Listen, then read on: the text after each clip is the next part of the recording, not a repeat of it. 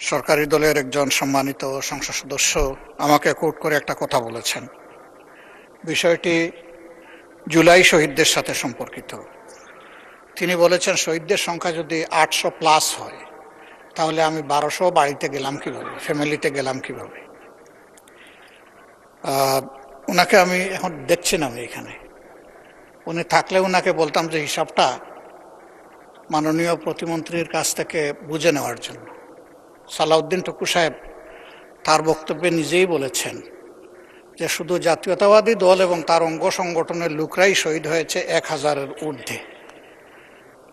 আমি যদি তার কথাটাই সমর্থন করি তাইলে হিসাবে এখান থেকেই তিনি পাবেন, আমার কাছে কষ্ট করে আসতে হবে না। 2 নম্বর, আমি আনঅথেন্টিক কোনো কথা বলিনি।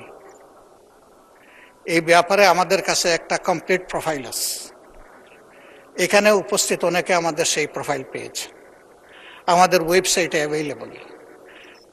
ক্রস চেক করে আমরা নিশ্চিত হওয়ার পরে এই তালিকাগুলো করেছি। 3 নম্বর, এই ব্যাপারে আমার কথা নয়, এই দেশের কোনো সংস্থার উদ্ধৃতি নয়, জাতিসংঘের মানবাধিকার ফ্যাক্ট ফাইন্ডিং কমিটি বলেছে এই সংখ্যাটা 1451 তাদের পাওয়া মতো।